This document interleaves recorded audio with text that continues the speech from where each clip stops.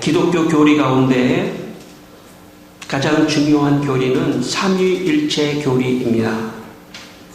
삼위일체 교리는 성경에 나오는 성부 하나님, 그리고 성자 하나님, 그리고 성령 하나님, 이 세 분이 각각 독립적인 하나님이면서 하나로 존재하는 분이라는 교리입니다. AD 381년 니케아 콘스탄티노플 신조에는 그동안 성부 하나님과 성자 하나님에 비하여 덜 강조되었던 성령 하나님에 대해서 다음과 같이 강조를 했습니다. 우리는 성령을 믿습니다. 우리는 이 성령이 생명의 주시요 생명의 창시자로서 성부에게서 나왔음을 믿사오며 이 성령께서 성부와 성자와 함께 우리의 예배를 받으시며 영광을 받으시는 분이심을 믿습니다. 그렇게 성령 하나님을 강조했습니다. 성령은 성부 하나님과 성자 하나님과 동일한 하나님이십니다. 특히 이 성령 하나님의 특징 중에 하나는 능력, 권능을 주신다는 것입니다. 예수님께서 이 땅에 계실 때 많은 능력을 행하셨는데 그것은 성령 하나님이 예수님과 함께 동행하시고 함께 하셨기 때문입니다.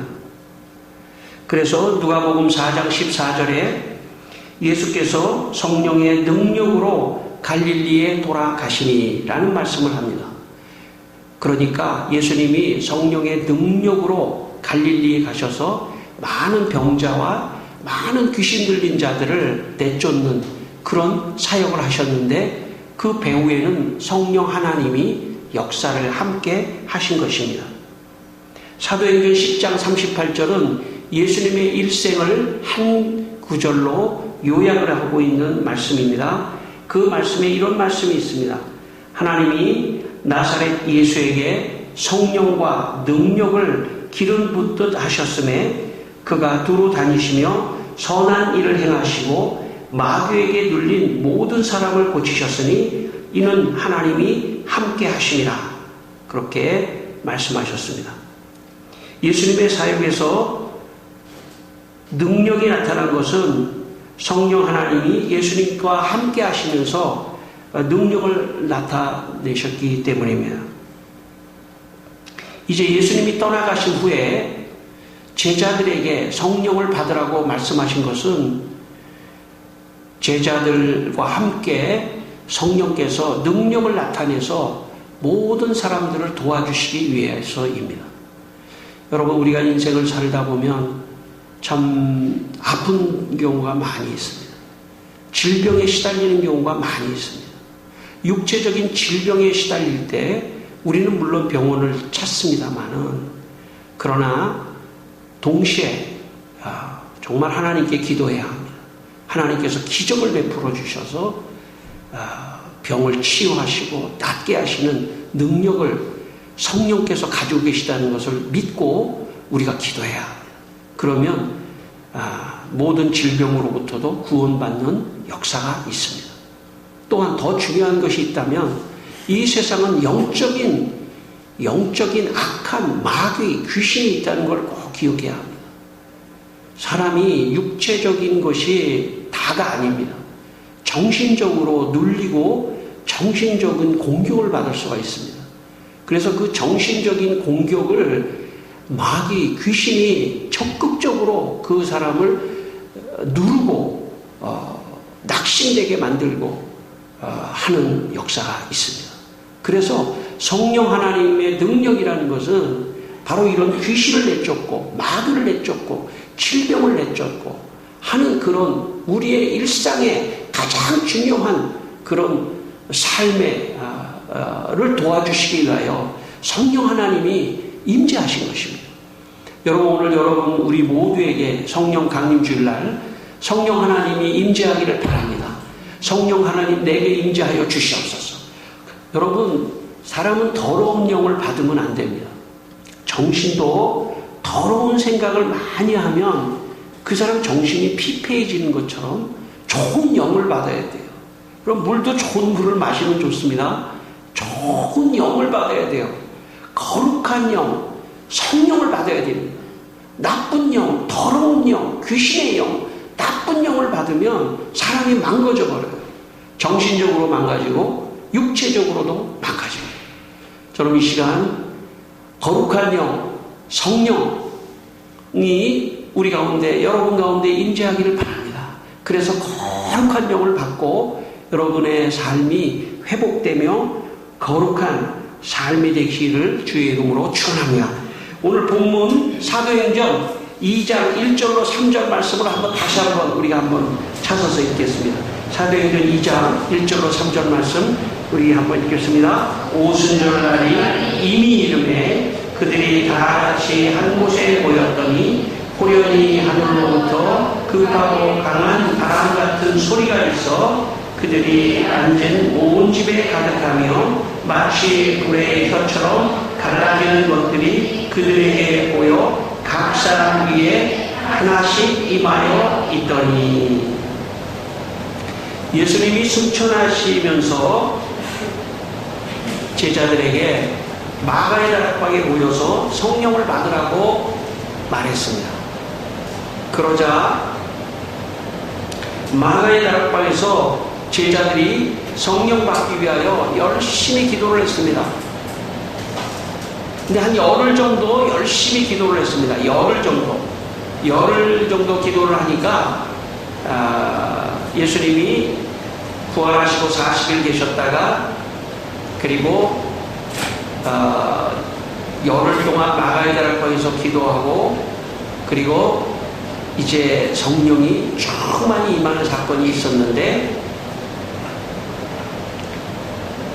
사도행전 1장 8절 말씀에 보면 우리 1장 8절 한번 읽겠습니다. 1장 8절 말씀 사도행전 1장 8절 같이 읽겠습니다. 오직 성령이 너희에게 임하시면 너희가 권능을 받고 예루살렘과 온 유대와 사마리아와 땅끝까지 이르러 내 증인이 되리라 하시니라.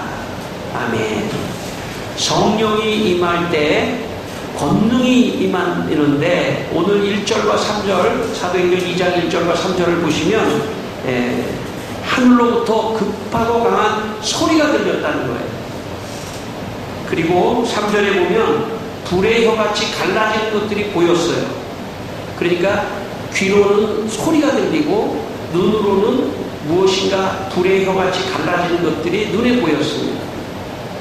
이것은 상징적인 뜻인데 성령이 임재하여 권능을 지금 주고 있다라는 것을 표현하는 그런 표현입니다. 그러니까 한마디로 말하면 제자들이 성령의 권능을 받고 있다 이렇게 우리가 이해할 수가 있습니다.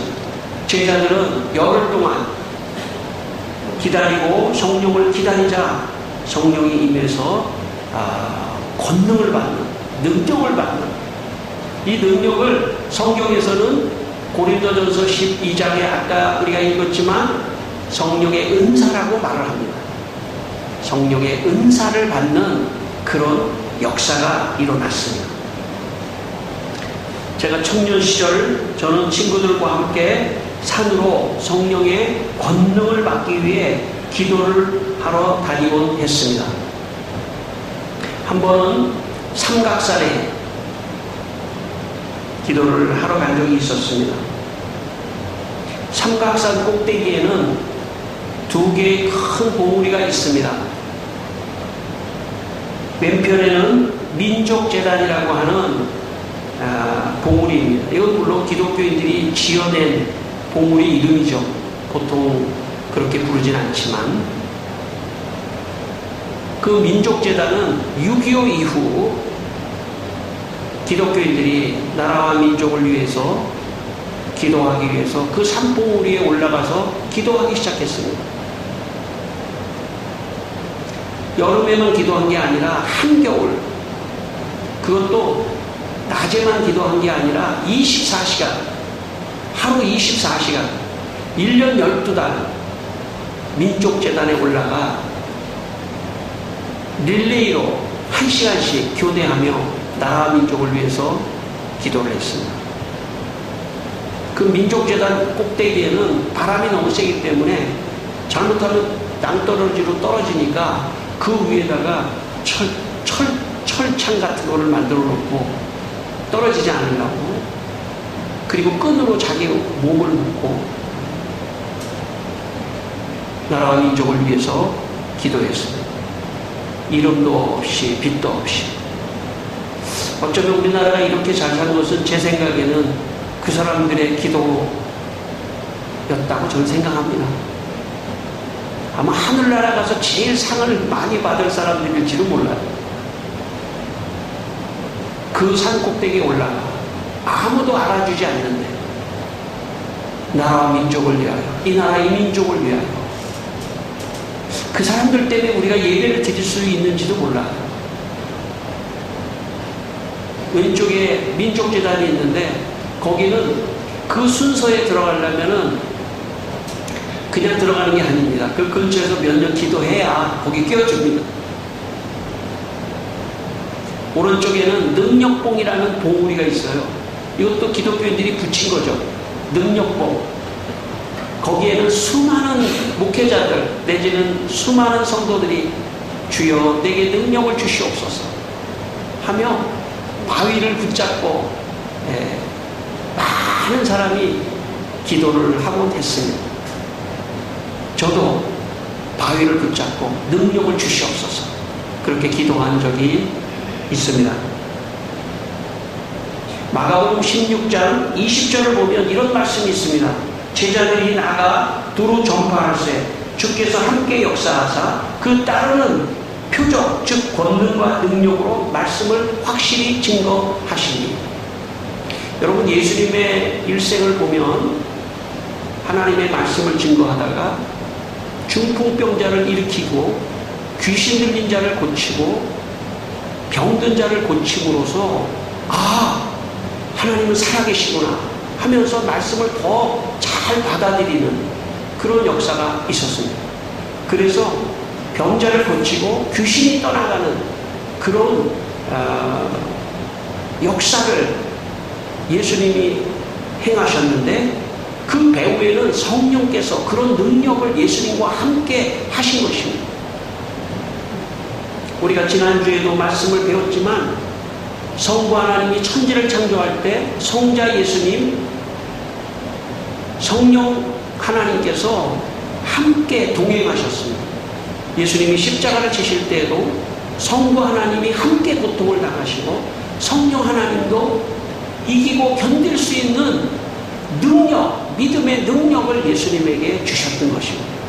오늘 이제 전면에 성령 하나님이 제자들과 함께 나타나셔서 제자들로 하여금 기적을 일으키도록. 여러분, 사도행전 말씀 3장에 가면 베드로가 성전 미문에 앉은 안진뱅이를 일으키는 사건이 일어납니다. 그것도 베드로가 한 것이 아니라 베드로를 통해서 성령께서 역사하신 것입니다. 오늘 우리가 성령 강림주의를 지키는 것은 단순한 기념을 위해서 하는 것이 아닙니다. 그 동일한 성령 하나님을 우리도 받아서 내 가정에 아픈 사람을 위하여 기도해주고 교회에 아픈 사람을 위하여 기도해주고 또 더 나아가 다른 사람을 위하여 기도하며 도와주는 그런 사명을 감당하기 위하여 또 그렇게 복음을 전하기 위하여 은사를 사모해야 하는 것입니다. 여러분, 저는 개인적으로 여러분의 가정을 위하여 기도할 때 꼭 이렇게 빠뜨리지 않고 기도하는 내용이 있습니다. 더러운 귀신은 그 가정에서 떠나갈지어다. 천사들아 도울지어다. 그 가정을 누르고 있는 더러운 악한 마귀, 질병과 악한 영은 저주를 받고 떠나갈지어다. 이렇게 기도합니다. 저는 여러분도 그렇게 기도할 수 있는 믿음이 있기를 바랍니다. 성령이 임할 때만이 가능한 기도입니다. 성령이 임할 때만이 가정의 악한 영을 내가 대적해 주는 것입니다. 내가 대적하는 것입니다. 다른 누가 해주는 것이 아니라 성령이 나와 함께 있으면 내 일터, 내 가족, 내 사업, 내 가정 모두를 내가 기도로 지킬 수 있는 힘이 다른 사람에게 있는 게 아니라 여러분에게 있다는 걸 꼭 기억하시기를 바랍니다. 물론 목회자인 제가 여러분을 위하여 정말 중보하며 기도하며 하는 사람으로 여기에 있지만 동시에 여러분 자신도 성령의 은사를 받아 여러분 가정을 신앙으로 지키고 자녀들을 신앙으로 지키고 영적으로 공격하는 악한 마귀와 사탄과 질병으로부터 여러분 성령의 능력으로 다 물리치시는 여러분 되시기를 주의 이름으로 축원합니다. 마가복음 16장 17절로 18절에 이런 말씀이 있습니다. 믿는 자들에게 이런 표적 즉 권능과 능력이 따르리니 그들이 내 이름으로 귀신을 쫓아내며 새 방언을 말하며 병든 사람에게 손을 얹은 즉 나으리라. 예수님만이 아니고 제자들만이 아니고 여기 믿는 자들에게 이런 표적이 따르니, 이런 표적이라고 하는 것은 곧 권능을 말합니다.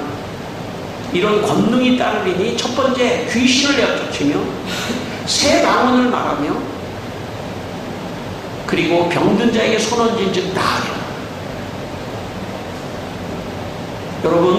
여러분에게 이 세 가지가 권능으로 임하기를 바랍니다. 모든 믿는 자들이 하는 것입니다. 그러므로 여러분에게 이 성령의 권능이 임해서 여러분의 가정을 공격하는 귀신을 날마다 내쫓게 되기를 바랍니다. 더러운 귀신아 예수 그리스도의 이름으로 명하니 떠나갈지어다. 우리 가정을 기도로 지켜야 합니다. 새 방언, 저는 여러분이 방언의 은사도 받기를 원합니다. 방언의 은사를 받으면 기도하는 어떤 사람이 되면서 영적으로 다른 사람을 위해서 더 기도해주는 그런 사람이 됩니다. 또 병든 자가 있으면 손을 얹어서 기도하는 믿음이 여러분이 있기를 바랍니다. 물론 목사인 제가 병든 자를 위하여 기도하지만 여러분도 함께 하시기를 바랍니다. 왜냐하면 우리 모두가 다 성령을 받았기 때문입니다. 사도행전 2장 4절 말씀 우리 한번 같이 다시 읽겠습니다. 사도행전 2장 4절 말씀 자 같이 읽겠습니다. 그들이 다 성령의 충만함을 받고 성령이 말하게 하심을 따라 다른 언어들로 말하기를 시작하니라. 여러분 여기에 마가다락방에서 120명이 성령을 받기 위해서 기도하고 있었는데 성령이 임하자 어떤 권능이 임했냐면 이 사람들은 히브리 사람들이거든요.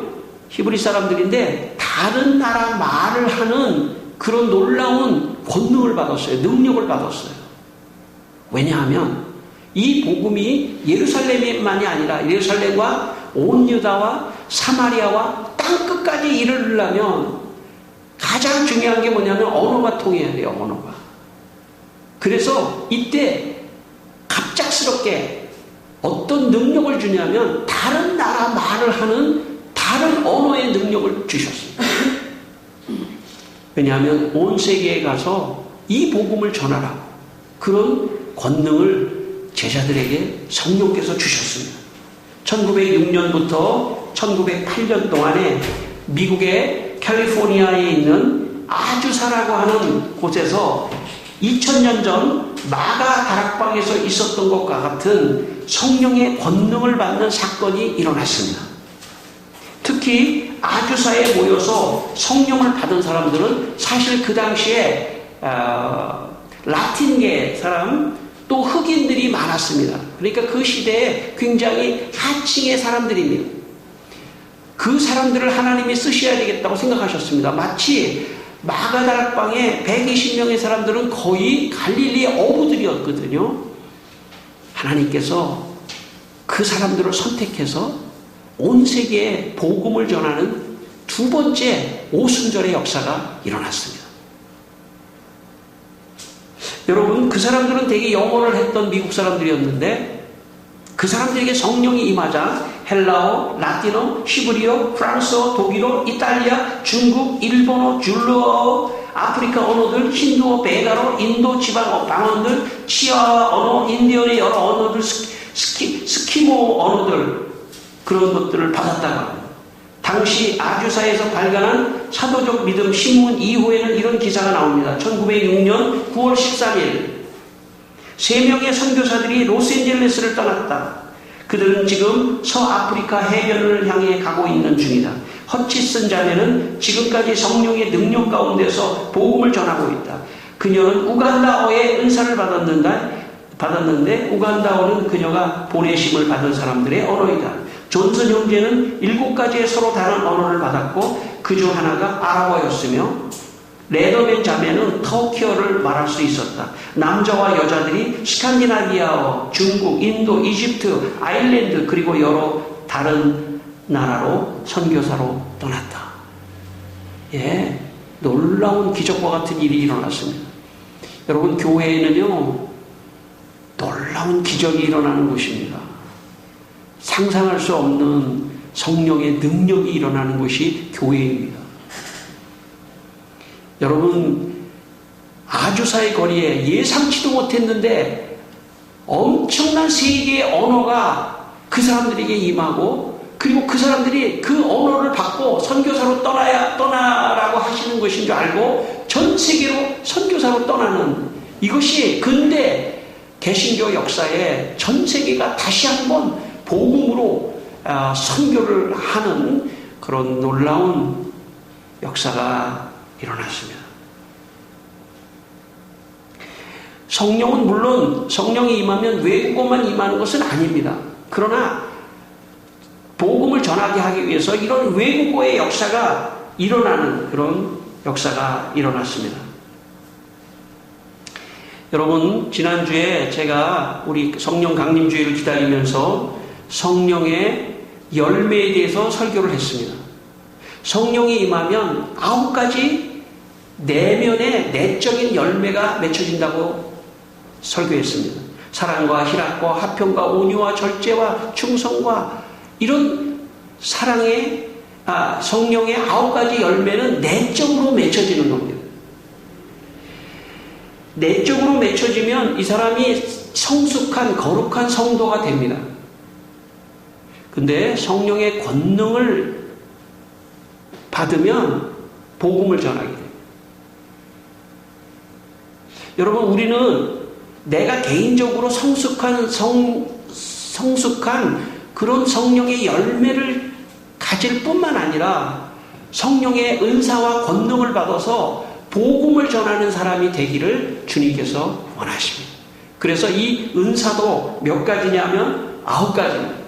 오늘 본문 다시 한번 읽어보겠습니다. 고린도전서 12장 우리 7절로 10절까지 우리가 빠르게 한번 읽겠습니다. 각 사람에게 성령을 나타내심은 유익하게 하려 하심이라. 어떤 사람에게는 성령으로 말미암아 지혜의 말씀을, 어떤 사람에게는 같은 성령을 따라 지식의 말씀을, 다른 사람에게는 같은 성령으로 믿음을, 어떤 사람에게는 한 성령으로 병 고치는 은사를, 어떤 사람에게는 능력 행함을, 어떤 사람에게는 예언함을, 어떤 사람에게는 영들 분별함을, 다른 사람에게는 각종 방언 말함을, 어떤 사람에게는 방언을 통역함을 주시나니. 예, 이걸 잘 세워보면 9가지입니다. 성령의 열매도 9가지고 성령의 은사도 9가지입니다. 성령의 열매 9가지는 내가 인격적으로 성숙한 성도가 되기 위해서 성령께서 주시는 축복이라면, 성령의 은사, 이 은사라는 말은 선물이라는 뜻입니다. 주님이 주시는 은사 9가지는 복음을 전하게 하기 위해서 주시는 겁니다. 가령 예를 들어서 전도를 할 때도 지혜의 말씀으로 해야 돼요. 가령 예를 들어서 너 예수 안 믿으면 지옥 가, 이런 식으로 너무 단도직입적으로 말하면 기분이 나빠서 안 믿을 수도 있어요. 그러나 그 사람의 상황을 보고 성령께서 이 사람에게는 이 부분이 참 위로받으면 좋을 사람이야, 혹은 이렇게 말하는 게 좋겠어, 교회 너무 좋아요, 교회는 당신을 위로할 수 있는 곳입니다. 당신을 도와줄 수 있어요. 이렇게 지혜롭게 말을 하면 한번 가볼까 이럴 수도 있는 거예요. 그래서 내 지혜가 아니고 성령이 주시는 은사로서의 그 지혜의 말씀이 있으면 전도하는데도 좋다는 그런 것입니다. 지식의 말씀, 어쩌면 지식의 말씀은 목회자에게 해당할지도 몰라요. 목회자가 말씀을 잘 전달하는 그런 어떤 은사를 받아서 성도들에게 유익한 말씀을 해준다면 또 좋을 수도 있습니다. 꼭 그렇다고 해서 목회자만 그런 것은 물론 아닐 수 있습니다. 또 어떤 사람은 믿음을, 또 어떤 사람에게는 병 고치는 은사를 기도를 해줬는데 병이 나아버리면 그 사람이 교회를 나올 가능성이 있지 않습니까? 또 예언함을, 또 영들 분별함을, 또 방언, 각종 방언 말함, 방언 통역함을, 어쨌든 간에 이 9가지 은사를 주신 것은 다른 목적이 아니라 온 세계에 나가 복음을 전하라고 하시는 것입니다. 땅끝까지. 여러분, 땅끝이 아프리카 끝이 아니라 오늘 내 옆에 있는 사람이 땅끝입니다. 내 옆에 있는 사람이 땅끝이에요. 왜냐하면 왼쪽으로 돌아서 끝까지 딱 돌아서 반대편으로 보면 이 사람이 땅끝이거든요. 그 사람에게 복음을 전하라고 이런 9가지 은사를 주신 것입니다. 그래서 교회에서 제일 먼저는 열매를 잘 맺을 뿐만 아니라 조금 성숙하면 복음을 전해야지 하는 마음이 생기는 거예요. 그럴 때 성령의 은사를 구하고 받으면 그 은사를 통해서 복음이 전달된다는 것입니다. 제가 아는 장로님이 1980년대에 소련이 아직 공산주의 국가였을 때 소련으로 비즈니스를 하러 가는 사장님이었습니다. 그런데 출장을 가게 되었을 때 가기 전에 성령께서 마음에 소련 말로 된 성경책을 구입해서 트렁크에 가지고 와서 자기가 가보니까 그 전에 가보니까 이러더래요. 호텔에 묵었는데 호텔에서 서빙을 하는 그런 직원이 지나가면서 성경책 없어요? 그러고 가더라는 거예요. 성경책. 그러니까 공산주의 국가에서 그것을 통제하고 있었을 때 성경책 없습니까? 이렇게 묻고 가서 그 다음 출장을 갈 때는 마음에 성경책을 가져가야 되겠다고 생각이 들더랍니다. 이 장로님이. 그런데 이 비즈니스를 할 때 이 성경책을 가지고 들어가다가 걸리면 앞으로 비즈니스도 할 수 없고 적발되면 추방을 당하기 때문에 상당히 위험한 그런 어떤 행동입니다. 그런데 성령께서 그분의 장로님의 마음에 평안을 주시면서 성경을 트렁크에 넣고 들어가게 됐습니다. 그런데 이게 검열대 앞에 갔을 때 이 성경책을 숨길 것, 이 몰래 어떻게 할 것인가 생각할 때 성령께서 이런 마음을 주시더래요. 그냥 가라. 그래서 트렁크를 다 열었답니다. 뭐 옷도 있고 거기다 책도 있고 있는데 그 검열하는 사람이 트렁크를 열고 책을 본 다음에 분명히 이 사람과 이게 성경이라는 걸 알고 있을 수도 있는데 트렁크에 있는 성경을 모르는 척하면서 닫아서 들어가게 하더라는 거예요. 어쩌면 그 검열을 하는 사람이 그 옛날에 공산주의가 되기 전에 신앙을 가지고 있었던 사람일지도 몰라요. 아무도 모르죠. 그래서 들어가서 호텔에서 성경을 나눠주는. 그래서 나중에 소련 선교회가 또 생기고 그럴 때 함께 선교했다고 하는 그런 말을 제가 직접 들었습니다. 만약 그때 그 장로님의 믿음이 어떤 믿음이냐면 이 믿음은 오늘 사도행 고린도서에 나오는 말씀처럼 은사로서의 믿음입니다. 고린도서에 보면 12장 9절에 다른 사람에게는 같은 성령으로 믿음을, 그 믿음이라고 하는 것은 그냥 내가 노력해서 받는 그런 믿음이 아니에요. 성령께서 다 주시는 어떤 흔들리지 않는 믿음, 그거에 순종해서 들어가서 성경을 전해 주었다고 합니다. 여러분, 인생을 살면서 어려운 일을 만날 때 가장 중요한 게 있다면 성령이 주시는 믿음이에요. 어떤 상황에서 다 흔들리지 않는 어떤 상황이 와도 믿음을 지키고 흔들리지 않는 그런 믿음이 참 귀한 믿음인데 그건 내 노력으로 되는 게 아니에요. 선물로 주어져야 돼요. 성령의 은사로서의 이런 믿음의 은사가 주어져요. 저는 여러분에게 이 시간, 아니 저를 포함하여 우리 모두에게 이런 믿음의 은사가 임하기를 주의 이름으로 축원합니다. 저는 학생 시절 친구들하고 기도하면서 은사 받기를 위해서 경쟁을 했던 기억이 있습니다. 너 무슨 은사 받았어? 나 방언의 은사 받았어. 너 무슨 은사 받았어? 나 지혜의 말씀의 은사 받았어. 내가 얼마나 지혜롭게 말하냐? 아니야, 너 못 받은 것 같아. 나 지식의 말씀의 은사를 받았어. 막 그러면서 자랑하면서 있죠. 은사 받기를 위해서 막 그냥 산에도 가고, 아까도 제가 그랬지 않습니까? 은사 받기 위해서 막 산에도 가고, 막 기도하고, 왜 그렇게 은사를 사모했는지 모르겠어요.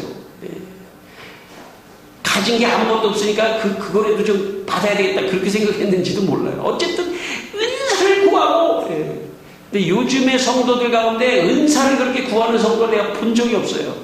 그러니까 두 사람 다 문제가 있어요. 왜냐하면 은사는 내가 자랑하기 위해서 받는 것도 아니고, 은사는 내가 관심이 없어. 나 관심 없어. 그런 선물 받고 싶지도 않아.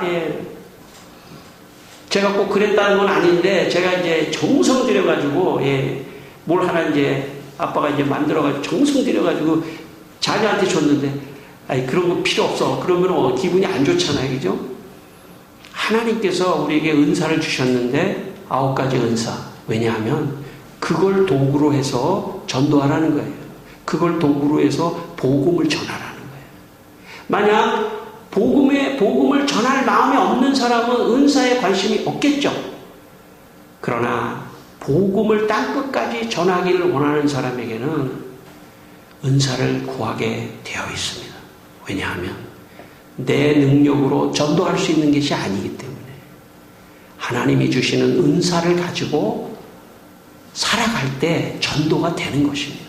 저는 여러분의 삶 속에 성령의 열매만이 아니라 성령의 은사도 구하여 여러분이 성숙해질 뿐만 아니라 다른 사람을 구원해내는 은사를 통해서 구원해내는 그런 성도들이 되시기를 주의 이름으로 축원합니다.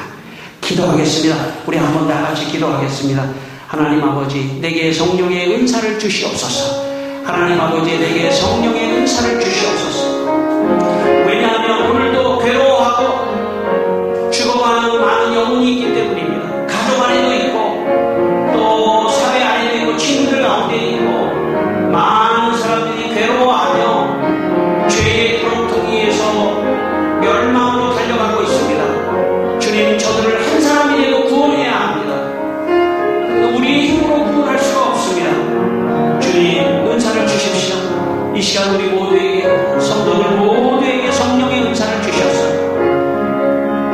이 은사를 활용해서 전도하게 하시고 구원하는 복음을 땅끝까지 전하는 성도들이 되게 하여 주시옵소서.